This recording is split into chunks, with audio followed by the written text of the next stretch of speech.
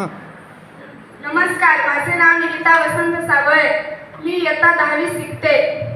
माननीय अध्यक्ष महोदय, आदरणीय मुख्याध्यापक, वंदनीय गुरुजन आणि माझा मित्र मैत्रिणींनो, आज सलाम आहे त्या वीरांना ज्यांच्यामुळे हा दिवस पाहिला.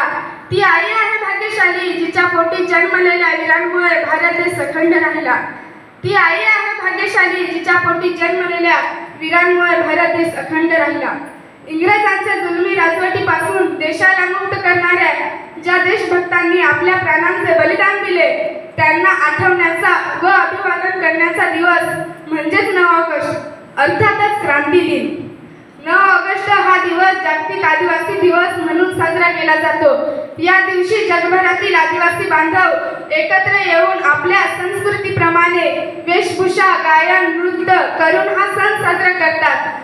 आदिवासी जनतेच्या हक्काचे संरक्षण करण्यासाठी हा सण साजरा केला जातो.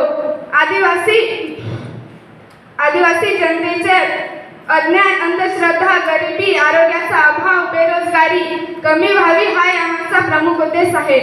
आदिवासी या शब्दामधील आदि म्हणजे खूप आधीपासून आणि वासी म्हणजे वास्तव्य करणारे. खूप पूर्वीपासून वास्तव्य करणारे लोक म्हणजेच आदिवासी.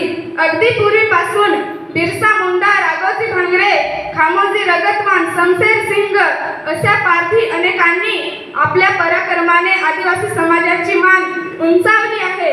अशा थोर क्रांतिकारांना माझे नमन. आदिवासी समाजातील चित्रकला, शिल्पकला, नृत्यकला, बोलीभाषा ह्या परंपरा आपण सर्वांनी मिळून जपायला हव्यात. जंगलाचा मी रहिवासी, नातं माझे निसर्गाशी, झाडे, वेली, पशु, पक्षी सारे आहेत माझे मित्र खरे.